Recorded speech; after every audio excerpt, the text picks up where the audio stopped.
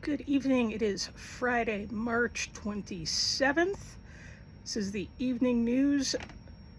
We've got two stories that just dropped right as I was starting this, so looping in on those. There was an airstrike from Iran that was successful on a major U.S. airbase in Saudi Arabia. There are at least 10 injured U.S. military personnel and apparently damaged aircraft on the ground. We'll be hearing more about that in the news over the next 24 hours, so just be aware. This will tie into the rest of the update for this afternoon. There is also a ground stop in progress throughout a lot of the East Coast. There is an issue with air traffic control in the DC metro area. This is the second time in 2 weeks that there have been incidents with air traffic control. We don't know the cause yet. Last week it was bad gas that was infiltrating the tower and causing concerns. No word yet. This was literally breaking as I started recording tonight.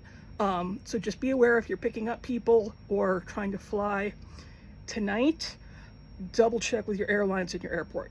So, the news updates for today. Last night / overnight, the Senate voted to restart and approve funding for TSA and the rest of the Department of Homeland Security minus ICE. As is the process, this went from the Senate to the House. The expectation was the House was going to just pass this and no harm, no foul. The House decided not to pass this, and they are now trying to float a different bill.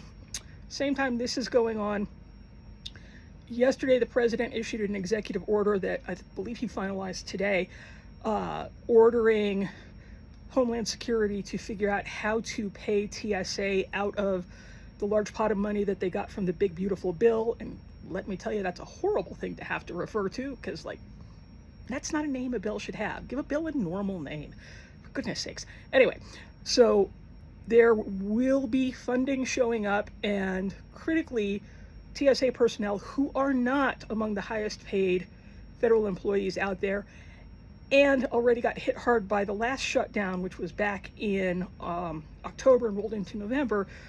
These people are really hurting. They've got people selling blood plasma to cover expenses. You've got people sleeping in their cars.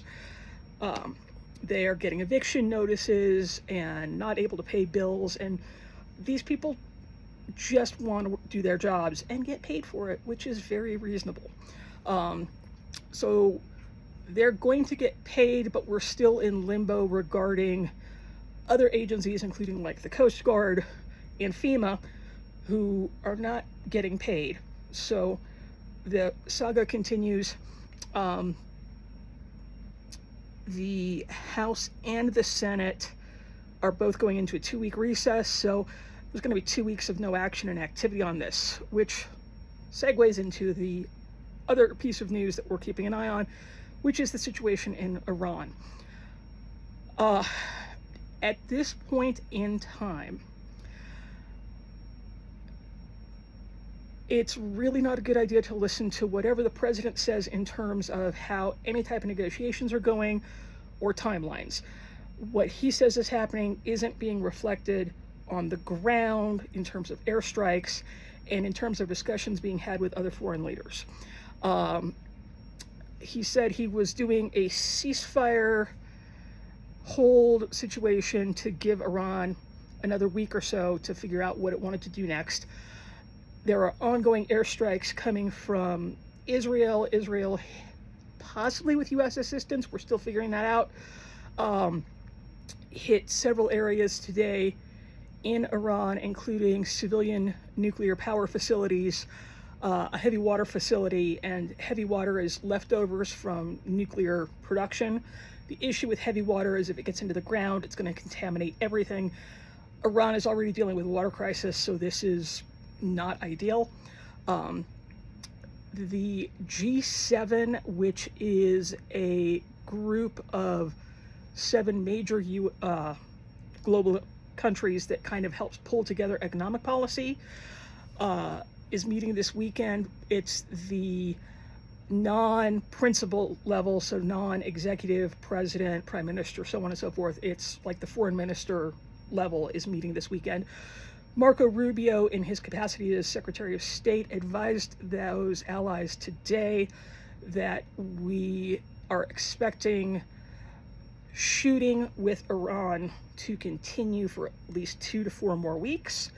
Please notice that schedule keeps slipping, which is never a good thing from a military engagement standpoint, because as things slip and you don't have a strategic outcome that you're clearly aiming for, things get tricky. There is additional reporting today that the U.S.'s intelligence side is only able to confirm that Iran is down about 1/3 of their missiles and their drone stock. That doesn't mean that they have wide access to a lot of missiles or to a lot of drones, but it does cause caution because they've been keeping up a pretty steady rate of fire across the Gulf. There were more hits in Abu Dhabi and Dubai yesterday and today. So they're able to keep up a pretty steady clip. And again, circling back to what Marco Rubio was talking about, it sounds like the U.S. intelligence side is starting to lean into the idea that once the shooting stops, Iran is going to continue to basically operate a toll booth on the Straits of Hormuz. This is not ideal because whatever your current thoughts about the U.S. government, our ability to control sea lanes is one of the reasons that all of us benefit from things like lower cost electronics, our cell phone tech, different kinds of medical access, different kinds of power and utility access, getting cheap goods from China. If you collect and you're getting something that's sent from China, our protection of sea lanes and our guarantees that trade flows consistently is part of all of that. So this is not good. And the big thing in all of this remains, there's no clear indicator of when and what measurable strategic outcome we come up with that would cause a stop. I was asked yesterday if I thought there was a quote-unquote safe withdrawal process that we could see. And the reality is, at this point in time, no. Because we are at the critical point where other countries that the U.S. relies on for a range of things are going to be dealing with energy shortages by the time anything resolves and wraps up. And this isn't the internet where you turn on a button and everybody has internet access again. These are wells may have to be re-drilled. You have to get ships loaded. You have to get ships in the right place. You have to have insurers who are willing to take a risk that everything stays stable in the region. This is a major shift for all of us. The repercussions are going to go far into the future. Nobody can accurately predict them. The last thing I do want to start to flag for everybody is one key product that comes out of the Gulf region that is very relevant to the U.S. right now is fertilizer supplies and ingredients. Those are being held up. Contracts are being canceled. Farmers are being told that they're going to have to invest more money to pay for fertilizer. Farmers are already dealing with all of the repercussions last year from tariffs. And while I get for some of you, there's a little bit of, hey, they're getting what they deserve for how they voted. I would like to remind you that, again, all of us benefit from things like affordable food, produce, groceries. This has a ripple effect on everybody, and it will hurt a lot of people in lower income brackets. So just kind of start paying attention and be mindful of that. Those are the major things as we roll into the weekend. No Kings rallies across the U.S. Tomorrow, go online, pull up your local No Kings if you're able to go. There are also some virtual options people can participate in.